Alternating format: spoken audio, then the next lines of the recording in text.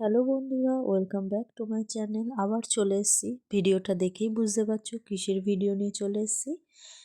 প্রথমেই বলেছিলাম যে খুব তাড়াতাড়ি এই রেসিপিটা নিয়ে আসবো, তাই কিন্তু সেই ছাঁচের পিঠের ভিডিও নিয়ে চলে এসেছি। প্রথমেই জল গরম বসিয়ে সেখানে নুন দিয়ে জলটা হালকা গরম করে নিয়ে সেই জলের মধ্যে চালের গুঁড়ো দিয়ে একটু ঘন করে গুলে রেখেছি। এরপরে একটা ছাঁচ নিয়ে গ্যাসের ওভেনে বসিয়ে একটু ভালো করে গরম করে নিয়ে ওপরে একটু সর্ষের তেল দিয়ে একটা ন্যাকড়ার সাহায্যে ভালো মাখিয়ে নেওয়া হলো।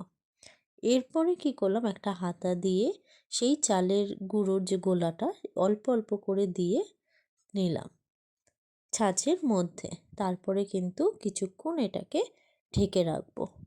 ঢাকনাটা দেওয়ার পর ঢাকনার উপর দিয়ে দুটো কাপড়ও কিন্তু দিয়ে দেওয়া হয়েছে। কিছুক্ষণ রেখে দেওয়ার পর এবার ঢাকনাটা তুলবো। তোলার পর দেখো কতটা হয়ে গেছে। তারপরে কিন্তু একটা ছুরির সাহায্যে এখানে তোলা হয়েছে।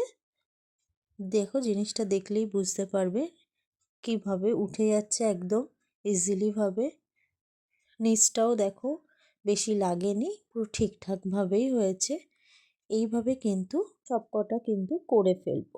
এরপরে আরেকটা হাঁড়িতে কি করলাম, দুধটা ঢেলে নেওয়া হলো। এবার দুধটা কিন্তু কিছুক্ষণ ফোটাবো। তারপরে এর মধ্যে পরিমাণ মতো নুন দেওয়া হলো, একদম অল্প পরিমাণ। তারপরে কিন্তু গুড়টাকেও দিয়ে দেওয়া হলো। গুড়টা দিয়ে দেওয়ার পর ভালো করে দুধটা কিন্তু ফোটাবো।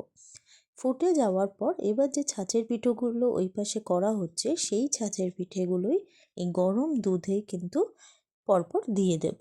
এদিকে দুধটাও গরম থাকবে আর পিঠেগুলো কিন্তু এই গরম দুধের মধ্যেই কিন্তু দিতে হবে, ঠান্ডা হলে কিন্তু হবে না। এইভাবেই কিন্তু কিছুক্ষণ পিঠে করে এই গরম দুধের মধ্যে রেখে দেব। তারপরে কিন্তু এটা যখন ঠান্ডা হয়ে যাবে তখন কিন্তু একটা বাটিতে সার্ভ করে নিয়ে নেব।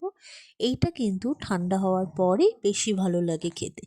আর দেরি কিসের, তোমরাও চটজলদি তৈরি করে ফেলো।